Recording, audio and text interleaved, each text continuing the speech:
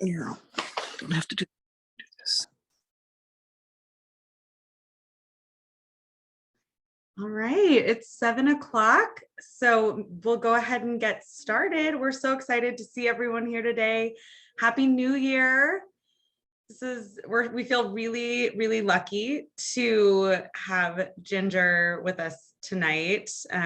She's here to give us some tips on how to kick off our New Year's right and really focus on investing in ourselves, in our health, in our nutrition, and just feeling good and making 2023 a great year. So just a little bit about Ginger. Ginger Hultin is a Seattle-based registered dietitian nutritionist and owner of the concierge virtual nutrition practice, Ginger Hultin Nutrition, where she helps clients with complex health conditions through an integrative approach. She specializes in anti-inflammatory diets for integrative oncology nutrition, people with gastrointestinal disease, and autoimmune issues. Ginger serves as adjunct clinical faculty at the Bastyr Center for Natural Health in Seattle. Ginger is an expert advisory board member for Team Survivor Northwest and has authored 2 nutrition books. They're called Anti-Inflammatory Diet Meal Prep and the How to Eat to Beat Disease Cookbook. She's a graduate of the University of Washington and Bastyr University and is currently pursuing her doctorate of clinical nutrition at the University of North Florida. And Ginger is a longtime friend of Team Survivor. She's spoken at our fitness retreats. She's always reaching out to see how she can give and enhance our organization. So we just feel so lucky to have her here. Ginger is going to give her presentation, and then if you have any questions, feel free to drop them in the chat box. And she has reserved some time at the end for questions. But with that, I don't want to take any more of her time. Ginger, take it away. Thanks so much. Thanks for having me. And I can't believe how many wonderful folks are here. And I'm super excited about this. Thanks for the introduction. And this is one of my favorite organizations and favorite women that are involved. And I don't know, I'm just really happy to spend some time with you all tonight.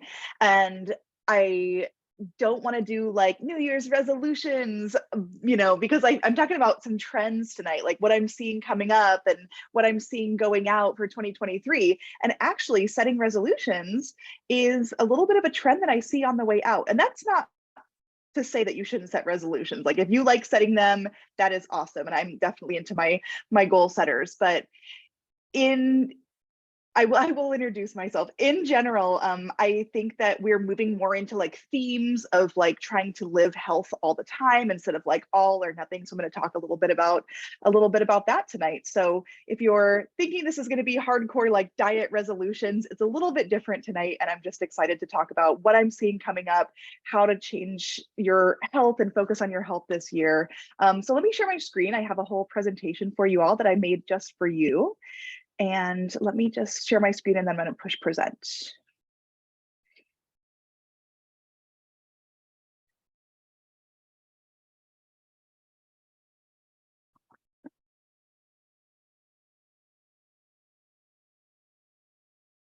Let's see if it feels like presenting tonight. Are we good? Can we see it? Okay. Awesome. So what we're going to talk about tonight is why nutrition matters more than ever in 2023. And oh yeah, so I'm Ginger Hultin and that's Jessica Ivins. And so that was what the question was about. I'm keeping a loose eye on the chat box, but I'm going to mostly focus on the presentation. And I have some questions for you all and I'd love some interactions. So definitely feel free to use the chat and we can kind of pop in and out of it. And I'd really love to just have fun together tonight. So just so you know what I'm going to cover and what's coming ahead, I'll talk a little bit more about like why nutrition and like why I do what I do and how I serve folks like yourself. I'd like to talk about how to set visions of a healthy 2023 and what that looks like. I have some really cool diet and food trends, including the new report. I don't know if any of you saw it, the new report of the top best diets of the year. So that just came out, and there's a lot of dietitians like myself and medical professionals on that board that decides that. So I'd really like to talk about some of the best dietary patterns, because I get asked all the time, what do I eat? What is best? And I say, well, actually, we know. I like to be really evidence-based and bring you the newest research. So I'd love to talk about that tonight. And then I also want to talk about what's moving away. So I already mentioned like restriction and resolutions, like those are moving away a little bit, but there's new themes coming in. So we'll talk about that. But the most important thing, and I know why you're probably here, is like, what can you do for the new year? Like, what does this look like? I don't know about you all, but this past season, the holiday season was really crazy for me, and all my plans got blown up because of the ice storm and the snow. And so I just am feeling like back to normal, like really happy about the normal schedule in the new year. And this is just a nice time for a restart. It doesn't have to be January 1st. I really see like the whole first part of the year sort of as setting the stage for the whole year. So both month one, but also quarter one, which is January, February, March. So that's how I look at things. And I have some tips on how you can utilize that thought process too as we move forward. So yeah, thanks for the introduction. I'm Seattle based. I think that's important, but I do work with people all over the country. I think what I do is really unique. So I think, many of you have been in the hospital on and off. So you meet dietitians there, right? Or you meet dietitians during treatment, and then you get out of the hospital, you're done with treatment, and you're like, well, now what? And so I see a big gap there where people need help, and maybe they're done with treatment, or they have questions and they're not at the center and they don't have anyone to go to. So really, me and my team are helping people as they transition out of being in treatment or having acute care, or right when they get diagnosed and they're like, what do I do now? Those are the people that me and my team help the most. Some of you might be confused. If you've been following me for a while, I've been involved with Team Survivor Northwest for a long time. I used to be Champagne Nutrition. Does anyone remember that? Yeah, that was me for a really long time. And I actually rebranded last year because I realized that I love champagne and my clients like champagne, but most of my clients are dealing with some serious illnesses and they can't even drink champagne. It was never exactly about that, but I really wanted to bring a different flavor to what I do, and something a little bit like fun, but less bubbly, a little bit more serious. Like, I'm a serious practitioner. And so I changed to my name, and that's what me and my team are going by now. And I feel really good about it. So that's what we changed to this past year. Yeah, you probably are familiar with my books. I've got them there. And I just think it's really important that my background is both clinical and integrative. And so I talk a lot about integrative health, and I specialize in anti-inflammatory everything. That's how I see the world. We're going to talk about that tonight. Oncology, nutrition, autoimmune, and digestive disorders. So anybody in that realm is really who we specialize in. And it's really fun. I think it helps people a lot. So that's me. And I think a lot of you, from whenever I speak to Team Survivor Northwest, are also really in alignment with looking at the body as a whole, and not just doing like nutrition and not just doing fitness. I really see a lot of people looking at the holistic health in this organization, which I think is why we're so aligned. And so making nutrition and health a priority in 23 isn't just about eating healthier or working out more. I think it's so much more than that.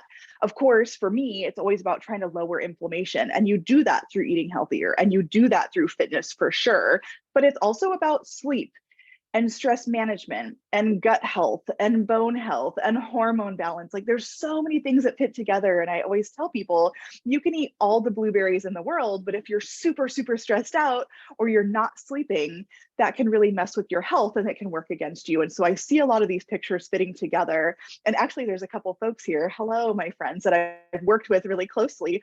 And so when we work together, we talk about what's your schedule? When do you wake up? When do you drink water? Where's your fitness?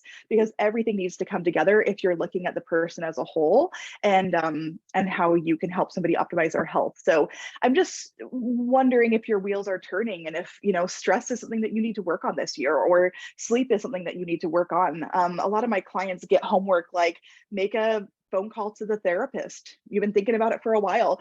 Sign up for that Pilates class, right? You're ready to get back to it. Be more social, like do a dinner club. There's so many different things that you can think about for the new year that equal health, that isn't just a diet or working out more. I think there's so much more complexity to it. So that's what I want to highlight tonight. So a lot of you have probably worked with dietitians. I hope that you've met dietitians along your path. But integrative nutrition I see as a little bit different. You know, nutrition is just one part of health. And so like I just mentioned, we need to look at all the different lifestyle factors: sleep, movement, stress, gut health, bone health, treatment side effects is a big one. Nutrition has a major, major focus there. Hormone balance, those are all integral to overall health. And so the next thing I'm going to talk about is the overall dietary patterns, because I think as a culture, we get super focused on like the superfoods and the best nutrient and what's the one thing I need to do or what supplement do I need to take.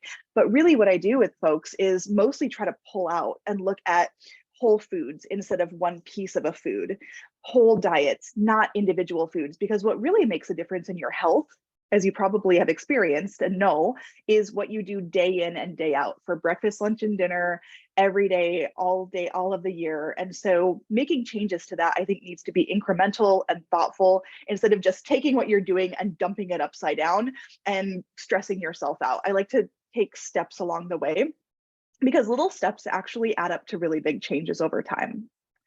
So let's talk about the top 5 diets. Have you guys seen this? Has anyone seen it yet? I'm seeing some heads shake. So if you're unfamiliar, US News and World Report every year, like I said, all the medical advisors and some dietitians, not me, but some of my colleagues, get together and rank all the diets out there.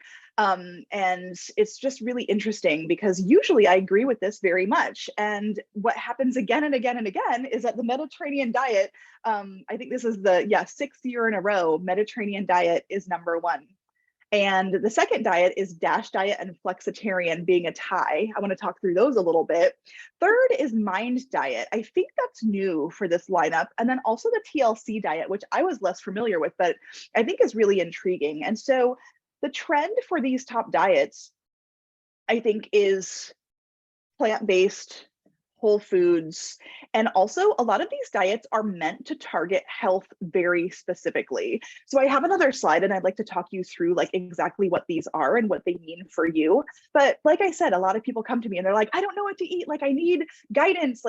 And so I say, like, there's evidence-based diets that you can do that have a lot of guidelines. Of course, how I help my clients is to personalize it, right? And make it like fit into your lifestyle. But these are really cool, evidence-based, great patterns that are whole foods, plant-based, and have a lot of benefits for lowering inflammation, anti-cancer effects. So I think that these are worth considering. And I like this list a lot. Like, these are balanced, healthy diets. Mediterranean is ranked, again, high. It's high for overall score.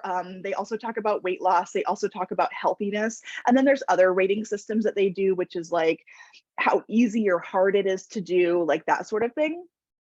So yeah, if you're interested, that's a US News and World Report, and you can just go there and like look more into all this, and they have all the different rankings. But I just wanted to do the best diets, and I thought that that was really interesting to me, and I like the big picture aspect of it. So let's talk about each one a little bit, because like I said, I just think it's so interesting, and that there's so many themes. It's not like these diets are hugely different, like they have so much in common. So Mediterranean, if you're familiar, it gets a lot of press, and really, like, it's still presented in a pyramid, actually, like our old food pyramid, because now we're in the US, we're presented in a plate method. So like half your plate is veggies, some protein, some whole grains. That's a great way to do it too. But Mediterranean is really considering anywhere in the Mediterranean region, like Portugal and down through Italy, but even into the Middle East. Like, it's actually a really large area. I do want to acknowledge that there is some research that says, hey, why are we always focusing on the Mediterranean diet when there's other diets like the Nordic diet, Japanese style diet, diets all over the world that also have similarities with Mediterranean diet and have really amazing health outcomes. So I did want to acknowledge that there's like some cultural focus on Mediterranean that does exclude some other cultural diets that are also very good. So I think that's important to acknowledge, but for the sake of tonight, we'll talk about the ones that are here in the Mediterranean diet. So in the bottom of the pyramid for Mediterranean diet, it has like whole grains and fruits and vegetables. So it's very plant-based. And then as you work your way up the pyramid to eat less of those things, you'll get like seafood and lean poultry. And then it moves up and it's like, you know, healthy fats, nuts, seeds, olive oil. And then at the top is like eating red meat very not often, and eating sweets not often. And there'll be a little red wine on the side of it, because red wine is a part of the culture in some of those areas. So the Mediterranean diet, I think a lot of people don't realize, is very plant-based, and it's very whole foods. And what you'll see as a theme here is that none of these, actually vegan and vegetarian, did not make the cut for the top 5 diets.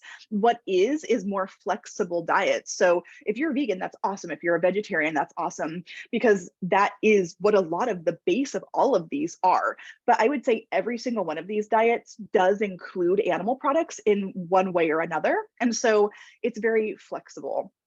And actually, you'll see the flexitarian diet right in the middle. I think that one was ranked very highly last year too. That was actually made up by a dietitian. Her name's Dawn Jackson Blattner. She is from Chicago. She is awesome. She wrote the flexitarian diet book. And the base of that book, to be a flexitarian, is to eat mostly plant-based, but sometimes you weave in meat or seafood or dairy or eggs. And so you can say I'm a flexitarian, and that can mean a lot of different things. And a lot of my clients are very attracted to that because it doesn't put you in a box and it's not restrictive, but it is like a healthy diet that has some really interesting evidence. It's just a little bit less defined. The DASH diet, does anyone know what the DASH diet is? It's diet. Yep, I see a few dietary approaches to stop hypertension. And so the DASH diet is very specific to helping lower blood pressure. And like I mentioned, a few of these diets are very specific for focusing on health outcomes. And I know that a lot of you are focused on blood pressure, blood sugar, cholesterol, like that's really important. And I think that it all has a tie into anti-inflammatory. The DASH diet is very low sodium. So you're going to see a lot of fresh whole foods. It doesn't restrict meat completely, but they really focus on getting potassium. Potassium and salt kind of balance each other out, and potassium is in fruits and veggies. So the DASH diet is like very fruit and veggie forward, low in processed foods, because that's usually where the salt comes from. So it's a low salt, whole foods based diet. Very healthy diet and very effective. If you have high blood pressure, the DASH diet's a really great one to think about. The MIND diet, has anyone heard of the MIND diet? Yep. I see some folks have some good nutrition knowledge here. MIND diet is Mediterranean dash intervention for neurodegenerative delay. So it's a real tongue twister. And so it's much better to call it the MIND diet. But there's some really cool evidence for the MIND diet for cognitive neurodegenerative prevention. And so the MIND diet, like the words in it, is Mediterranean plus DASH. So it's not super surprising that it's number 4 because it combines number 1 and 2. What they do in the MIND diet is use some very specific research on what's good for cognition. I always say what's good for the heart is good for the brain and vice versa. So you'll see a lot of similarities with the DASH diet and the Mediterranean diet because they're so good for the cardiovascular system. But you'll see a real focus on green leafy veggies. Berries are a very specific fruit that show up in the MIND diet. Olive oil, those healthy, heart healthy fats. Fish shows up there way more than any other type of meat. And then plant-based proteins like beans will be in the MIND diet. So if you're interested in the MIND diet, or you or someone you know has some cognitive or neurodegenerative issues, it's a really great place to go. But again, it's whole foods, plant-based. It's designed for cardiovascular outcomes, but also to control blood sugar. And that actually brings me to the final one, which is a TLC diet. Has anyone heard of this? It's a little bit more obscure. The TLC diet is Therapeutic Lifestyle Changes Diet.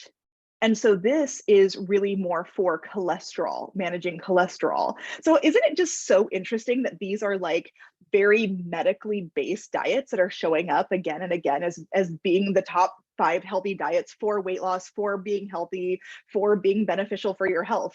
I just love that we're going this way because what I see here is that we're moving away from trends, we're moving away from restriction and going more into really probably how most of us should be eating. Like, could anyone here eat some more plants?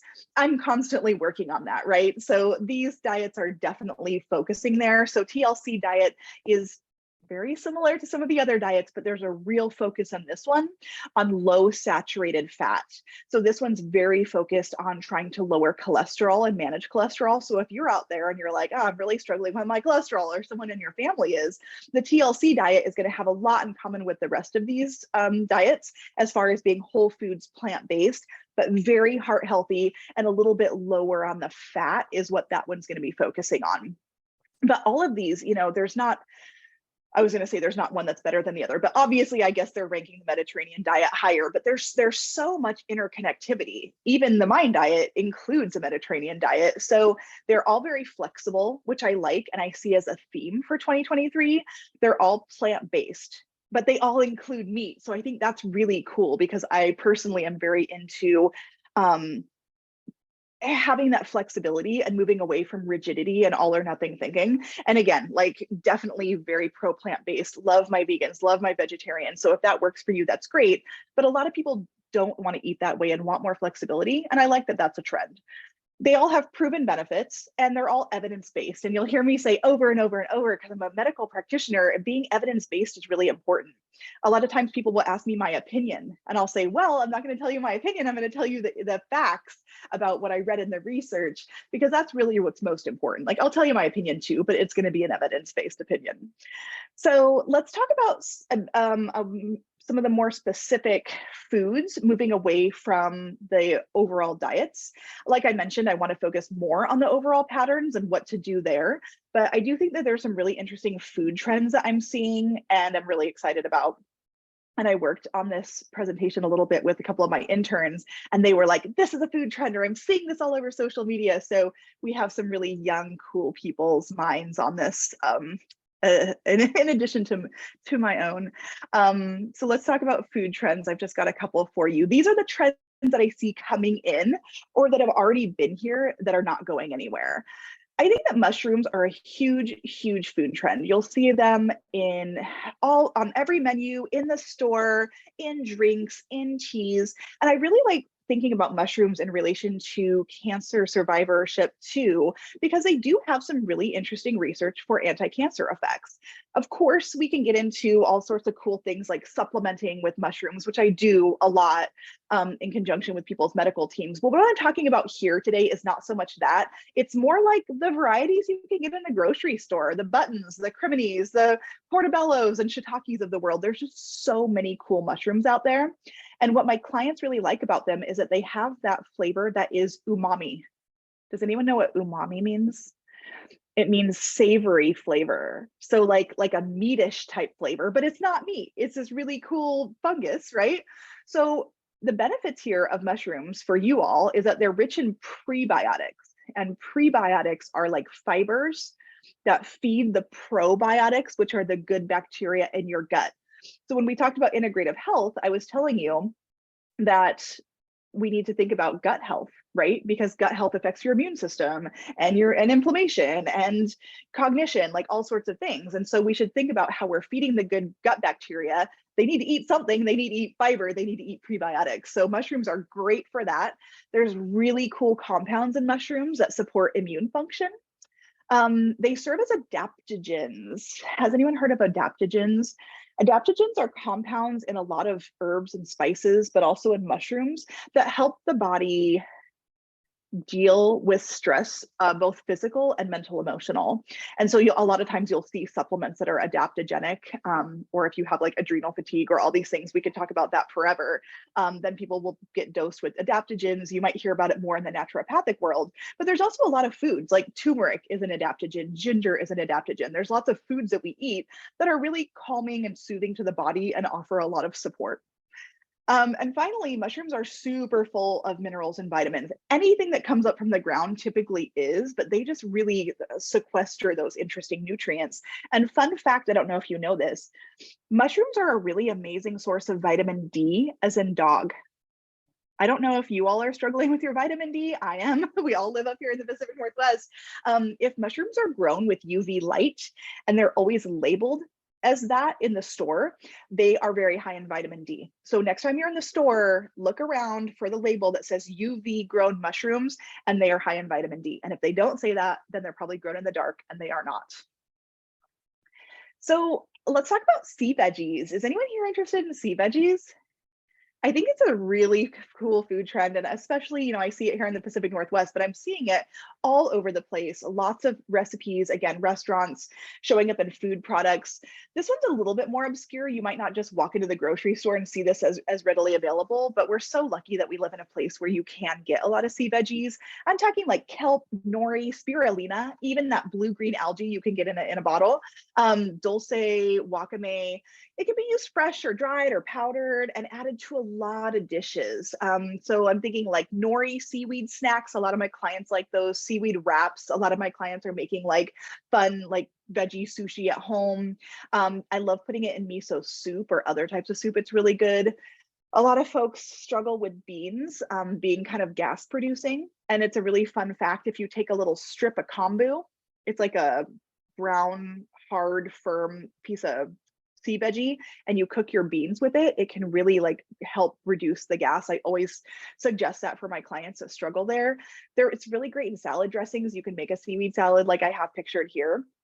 But seaweed is amazing for your health. It really has incredible nutrients, especially minerals from the sea, very rich in iodine to support your thyroid, lots of antioxidants, like very unique ones that you don't get other places, and also really support gut health, again, kind of like mushrooms with fiber and prebiotics. So if you see sea vegetables on the menu or you're unfamiliar with them, I hope that in the new year, you'll lean into it and give it a try, because there's a lot of nutritional benefit from sea veggies, and they're extremely versatile. There's a lot of ways that you can use them. I'm wondering if anyone has experimented with yuzu. One of my interns felt very passionately about this, and I started to look into it, and I was like, oh yeah, this is like everywhere right now. So between you and me, this is where I've mostly seen this in like cocktails and mocktails out there right now, but it kind of looks like a lemon, and it's very fragrant yet sour. So if you go to a restaurant and you see like a yuzu cocktail or mocktail, it might be kind of fun to try, but you'll also see it showing up in dressings, in desserts, and it's often like as a replacement for lemons or limes, and it's really beautiful. Also, it has that Asian influence, and so I think we're going to see a lot more Asian influence in cuisine, which is really cool because it's so versatile, so much that you can do there. Really high in antioxidants, especially vitamin C, and also unique antioxidants like flavonoids and carotenoids. Whenever you have that yellow color, it's often a carotenoid. Lots of anti-inflammatory benefits, again, from those unique antioxidants that exist only in certain citrus fruits. So we know that citrus is good for us, and here's a new one that I think you're going to see in a lot of menus and food products this year. And the final one in this category, it's a little bit more broad. I'm just seeing a really huge movement. It's been going on for a while for plant-based diets, and especially dietary links to environmental sustainability. Are you guys noticing that too? There's just like a lot more chatter about that in the world, and I think it's a good thing. There's been big studies that have come out, and a lot of them don't say don't ever eat meat. They just say, hey, we need to be eating more plants, and we're looking towards the future of the planet, and we're looking at how things are grown and made and produced, and we need to be thinking about plants. So this is a whole can of worms that I don't want to open completely tonight, but there's burgers, fake meat products, there's plant-based milks like soy, almond, I don't know, cashew, pea, hemp. There's a lot of plant-based milks. Beans and lentils, right? Those are plant-based. Soy foods, nuts and seeds. Sometimes there's a combination. I will answer a question that I get a lot, which is like, are fake meats or fake burgers bad for you? Are they safe? Like, I get a lot of questions about that. So there's two main fake burgers. One is PEA based, and one is soy based. And I think the thing about those burgers is that they're definitely processed. They're made to mimic meat, right? So they're really high in protein, but they're also really high in saturated fat. So what I say is I tell my clients, like, don't eat a burger every day. And I also tell my clients, don't eat a fake burger every day, right? This is not like a health promoting food, but I do think it's nice for people that want to move away from meat for whatever reason, or are focused on environmental sustainability, to have a different way and an option to participate in a burger-like product without having meat. So I say, hey, it could fit into the diet, probably not every day, but the benefits of plant-based foods over meat are that they're always going to be higher in fiber. meat doesn't have fiber, so plant-based foods are always going to have that advantage. Also higher in antioxidants. Meat naturally cannot have antioxidants. So fiber and antioxidants are the two really major benefits you're going to get always from plant-based foods over meat. But other than that, I think that plant-based foods are really flavorful and versatile. You know, a lot of people are like, I went vegan and I hated it because I only ate salad. And then I say, well, you did it wrong. You didn't eat like the yummy, delicious, fun foods. Or I always tell people, don't eat plain beans. Don't eat plain broccoli. That's not exciting. Like everybody like flavors their burger and puts barbecue sauce and, you know, marinates their steak. And I think we should do that to our veggies so that they're really, really tasty. We know pretty clearly, like all the diets that I showed you a couple of slides ago, that plant-based diets are really strongly correlated with the reduced risk of developing some cancers, better cardiovascular outcomes, and also with blood sugar management. So I know that that is a common side effect of cancer treatment, is running into blood sugar issues. And so plant-based diets can really be very, very helpful there.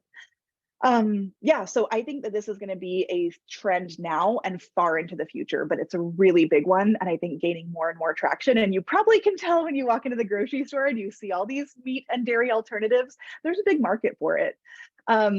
Really great question about yuzu being similar to grapefruit. It is similar to grapefruit because of it's like citrus, right? And it's kind of like tart. But as far as the compounds in grapefruit that cause issues when your liver, like that's a problem, is there's like a liver interaction with grapefruit. I actually don't know if yuzu is the same. If anybody knows the answer, definitely chime in, but we'd have to check with the doctors on that. And I'm going to look it up afterwards. So maybe I'll message and see if I can share that. It's a really great question. You do have to be very careful with medications and grapefruit.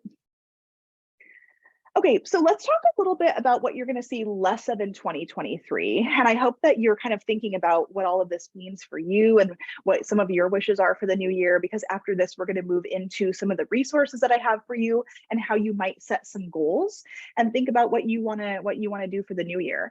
So these are the trends that I'm seeing really strongly on their way out. And I'm interested in if some of you agree. I started out today by saying I'm not going to do like a whole resolution talk, because what I'm actually seeing is setting firm resolutions and starting the new year off with restriction or fasting or dieting. I'm really seeing that move out. I don't know if you are noticing this too, but as far as like toxic messaging and diet language, and by toxic messaging, I mean like you have to be skinny to be healthy. You have to have a certain BMI to have value, like you have to lose weight for these reasons, like you need to be this way or this way. I think that is really toxic because it really hurts all of us, right? I see it do a lot of damage to folks. So toxic messaging and diet language, I see on its way out. I see people in social media pushing back really hard on that. And Instagram actually released something this year that you can like block dieting language from being in your feed if that's triggering or bothersome to you. So I thought that was really interesting.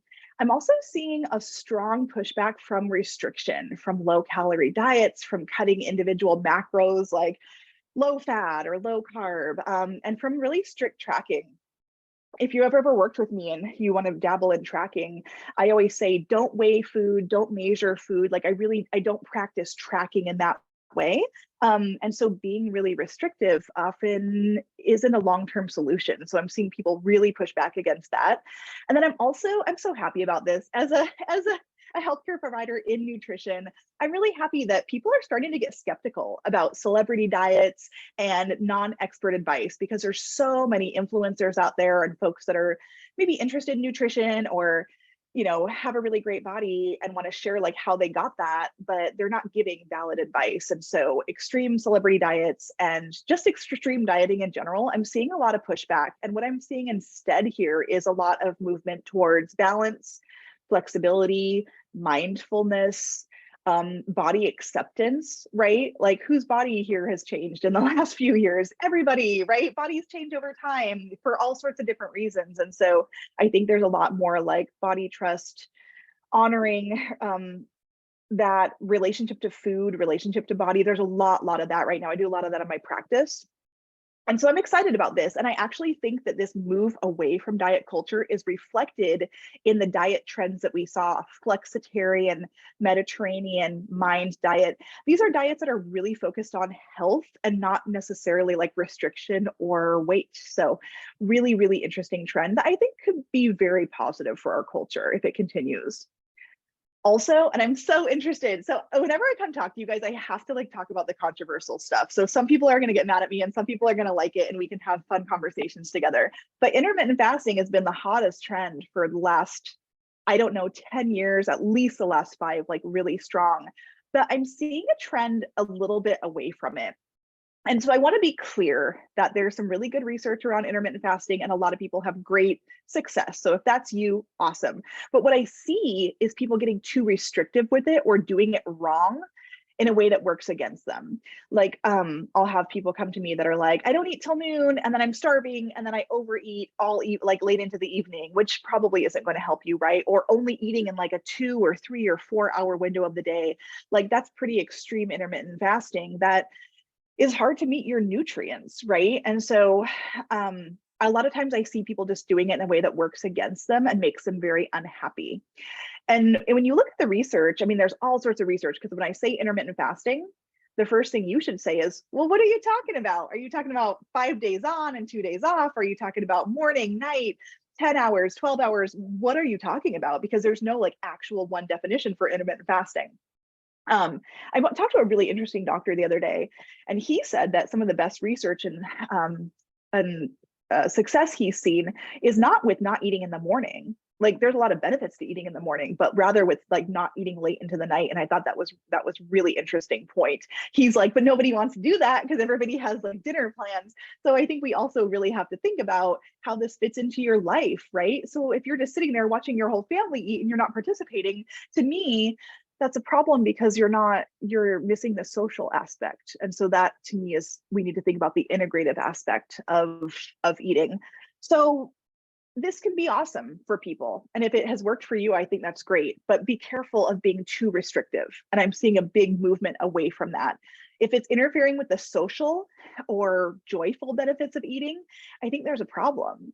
And I see it sometimes affecting people's digestion or hunger.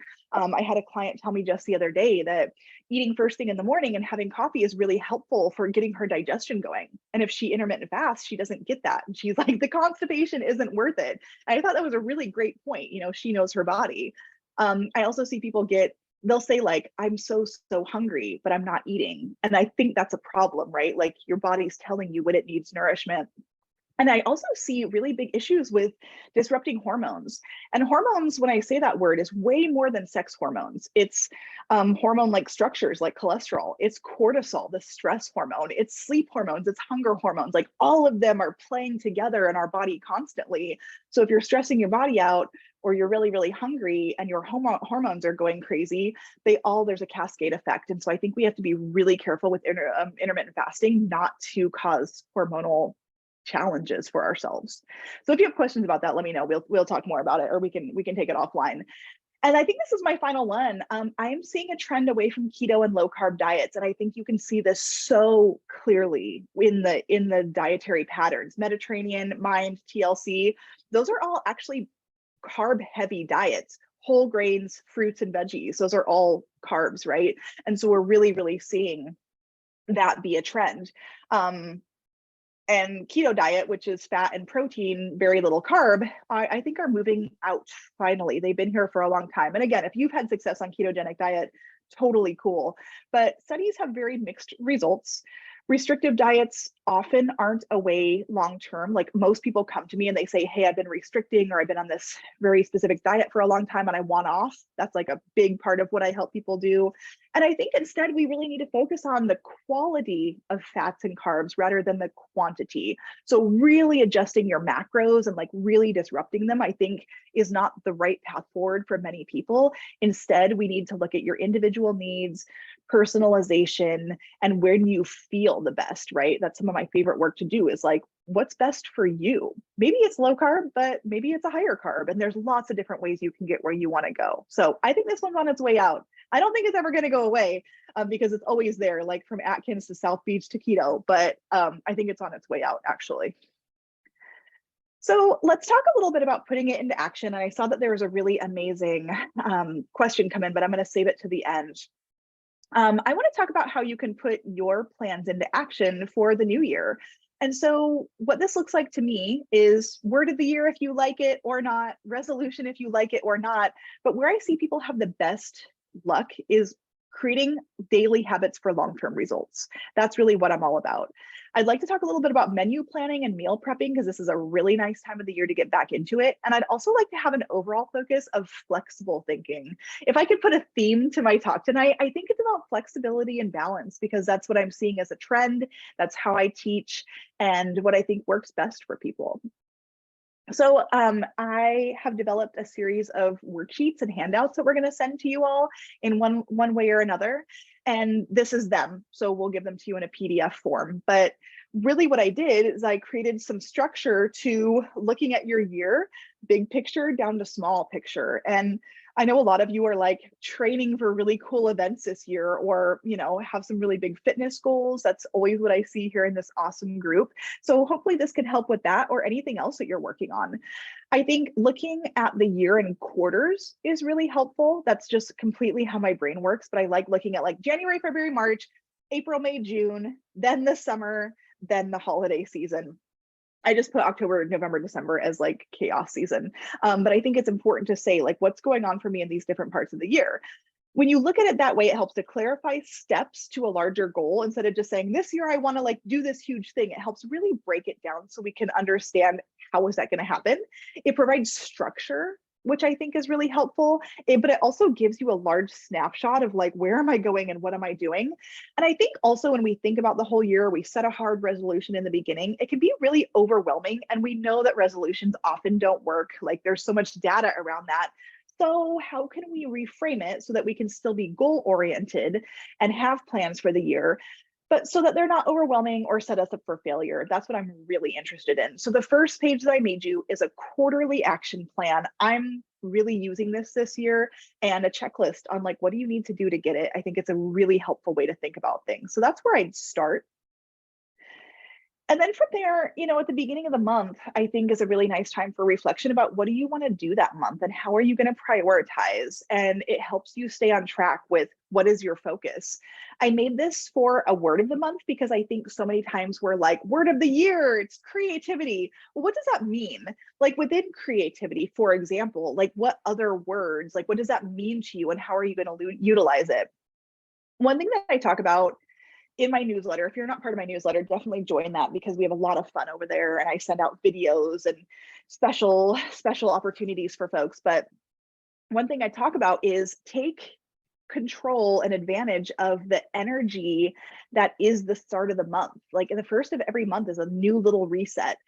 Then throughout the year, like a new season is a reset. And then your birthday is a reset. And the school year is a reset for many people. And the first of the year is a reset. So throughout the year, we're given all these mini little opportunities for like a fresh start or a reminder of what our goals are. So I really like to look at the year, not only in quarters, big picture, but also in months. And so if this speaks to you, I developed it so it's like, what month are you in? What's the word of the month? Or that you can replace that with focus of the month. And then what do you really need to get done? Like, what are your top focuses, first, second, and third? So you can start to prioritize, because if you're like me, I'm like, I want to do all the things, but it's really helpful to hone in on like, well, what actually really needs to happen and what's on my wish list for later.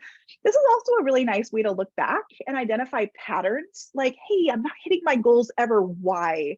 You know, or what words am I choosing? Or like, what keeps getting reprioritized? Or why am I not making forward progress in one way or another? So I think that's a helpful way to do that. If you're like, what's going on here? I need to identify some patterns. And then finally, we start with the year and quarters. Then I like to look at the month. And then I like to think about the day. I'm trying to find my little planner here. I have like a little weekly planner that I use. I'm kind of all about the planners, if you can't tell. this is my little weekly planner. Like I like to see my week, or you can do the day. There's lots of different ways to do it. But I highlighted some things on here that I think are important. What day is it? Things that made me happy or that I'm looking forward to. Water intake, like how many of you are working on water intake? I know a few of you are. What are you doing for physical activity? Because that's the real specialty for most of you. What's your mood like? And like, how is that being connected to water or physical activity, right? What are you doing for breakfast, lunch, dinner, snack? And you can see that that's not like exactly how many calories and like how much like rice did you eat. I really like to look at it more big picture, you know, or a lot of people will use this to look ahead. Hey, what am I going to eat tomorrow? Or what's my breakfast going to be? And then, you know, because we're working on gaining habits, what do you want to continue and what do you need to avoid? Like, what is your focus literally today? Because when you're trying to make changes, I think it's a day by day sort of thing. And when you, let's say you wanted to drink less alcohol or no alcohol, that happens over time, you know, or if you want to be more active, that happens over time. Like you have to do it every day in order to make it permanent. If you want to go to sleep earlier, it's not just once or twice, and it's not just like when you're being good. It really needs to be a long-term habit. So thinking about it day by day is very important. And I also think that everything is really crazy and busy, right? Like schedules are insane, and I don't know, things are just, they're back to normal and we're out of the pandemic and life is a little bit weird. So if you want to make yourself and your health a priority, you really have to put that into action to make it happen. So if anything, I hope that that's part of your 2023 plan. And I also think it's important to celebrate the wins, right? Like life goes so fast. And if you're working on making changes, it's important to say, hey, this is what I did, or I made this progress, or this happened. And when you can look back at tracking in this way, then you can see what were your wins and what are you proud of? So let's talk about a little bit about meal planning as we wrap up. And I have one really amazing question from Gail, and please drop some more in there if you've got them, because we'll have a few minutes at the end. But I like to look at meal planning as a real form for success. So if you want to eat more of a Mediterranean diet, or you want to eat more plants, or you know that your doctor told you to drink more water, or eat more fruit, or what have you. There's so many things. Or you're in treatment, right? Or you're training for something. Like it really helps to plan ahead. So what I like to do is I like to plan out a week of recipes, finding recipes with similar ingredients that you can batch prepare. So what I like to do is not just make like 5 different breakfasts and 5 different lunches and 5 different dinners. Like that's so overwhelming and your list would be gigantic. I really like to think about themes. Like I'm going to make one recipe for breakfast and then do like yogurt and granola the rest of the week, or like toast and an egg, you know, so something like that, or make a batch of dinners and then rotate them into lunch with like a quinoa bowl or what have you. So I think it's really important that you're not thinking about meal prepping and planning like it's going to take hours and hours and so much work. And if you've got anyone at home to help you, or friends that like to do this, or neighbors, I think it's really fun to do as a team also.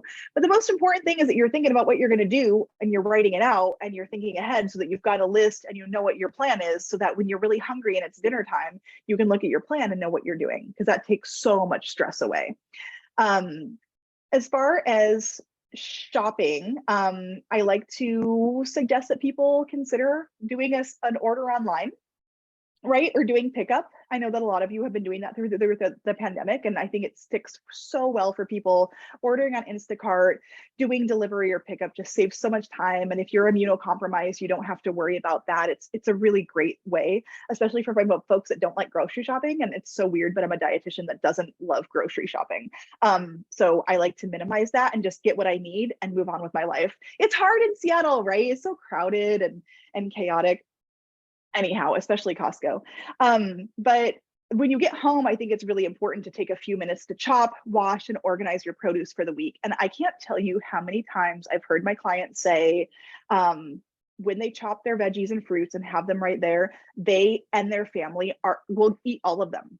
So if you're trying to get your kids to eat more veggies, or you're trying to eat more veggies, or that's something that you're working on, I swear, if they're just chopped up and ready to go, everyone's more likely to grab them. So that's just a really simple thing you can do, is take just a few minutes to chop and prep, and you're much more likely to increase your fruits and veggies. And then as far as prepping, I have a client right now, and I took her from 4 hours of prep a week down to 1. And I really think that it is helpful if you can get your prep down to like 1 or 2 hours max.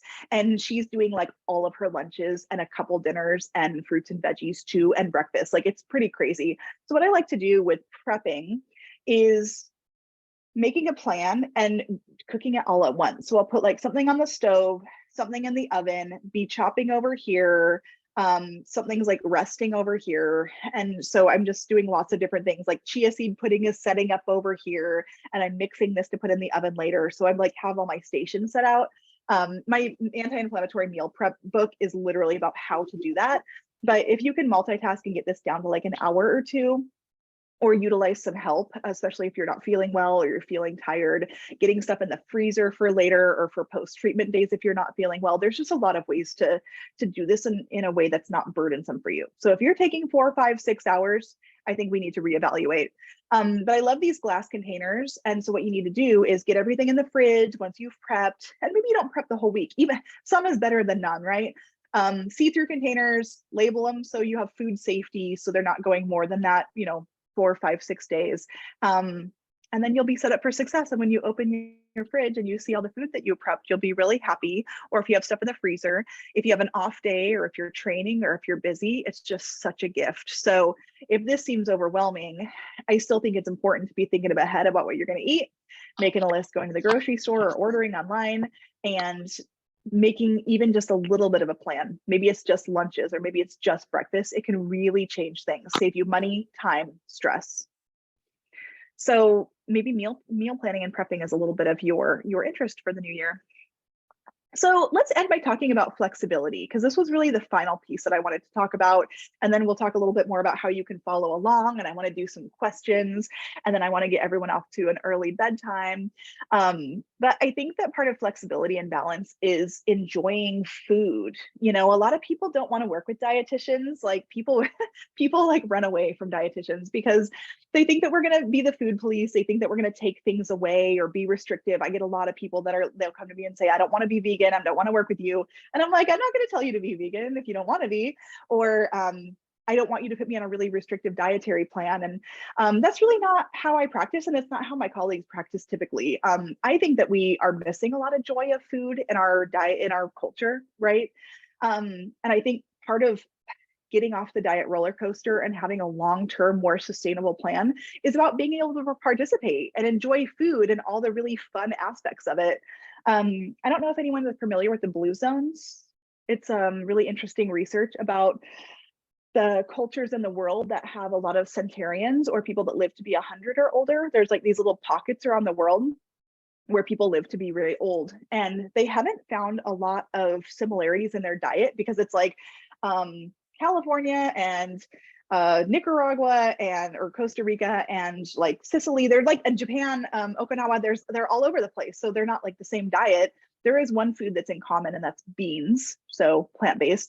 But the most thing that's in common is people having a purpose and having connection and community as they age and get older. And so I really think that when we isolate ourselves through food or become too restrictive, that can be a big problem. So if you want to have longevity and you're thinking about healthy aging, then I think that enjoying food and like leaning into that and having flexibility and balance is one of the best things you can do. That's what actually shows up in the research really clearly in these cultures. But I digress. So, I really like to help my clients move away from this good or bad, all or nothing thinking for more long-term success. And again, a lot of people come to me and they're like, get me off the diet roller coaster. And it's really, really possible. And I think a couple of years ago, I gave a big talk to Team Survivor Northwest, and I was talking about cancer survivors and eating disorders and disordered eating and restrictive eating. And everybody was like, yes, like I've seen this in other people or in myself, or I fell into that trap, or fear of food is a real thing, especially if you're having health issues. But I think it's rampant in the cancer community, and we definitely need to identify it and work through it and get some support if that's an issue for you. But the final thing that I want to talk about is balance, balance in food, but also balance in life. And you'll see that a lot of the dietary trends, I think, are moving away from restriction and into more balance and flexibility, which is really fun. But you can also think about that not just in diet, but in sleep and in movement and in stress management. And that also can make it easier to stay on track with your goals, because we can be goal oriented, but also have flexibility. Because if you mess up one day, then it's all over. It's going to be really hard to stick with anything long term. So I think there's a balance of like, I'm going to hold myself accountable and move forward, but I'm also not going to beat myself up if I don't do the right perfect thing, because I'm still making progress. And that's what some of my charts and sheets are all about for you. So this is me. I've got my books. I've got two real like regular books, and I've got two ebooks, because I do a lot of surveys and like gather information from people, and everybody was like, we want to learn more about meal prep and we want to learn more about plant-based diets. So that's some of what I have out. I met Ginger Hultin Nutrition. I had someone the other day asking, where can I find your smoothie recipes? They're all on the blog. I've been blogging for like 10 years. So there's like hundreds and hundreds and hundreds of recipes over there at Ginger Hultin Nutrition.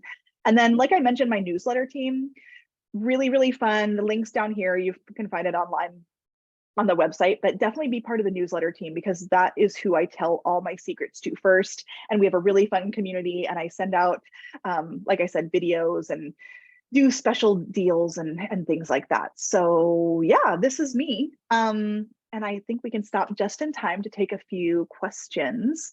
I'd like to answer Gail's, actually. If we have painful swelling, lymphedema, things like that, for sure, then should we try an anti-inflammatory diet? And then you were listing that the abs fall away. Yeah, that's a good interesting one. I can tell you how I practice my anti-inflammatory diet. So when I wrote my anti-inflammatory diet book, my publisher really wanted me to say no gluten, no dairy, no meat. And I was like, well, I'm not just going to make up my anti-inflammatory diet. I'm going to go into the human research and like dive into all the recent studies and see what it shows. What does it show about dairy? What does it show about gluten? What does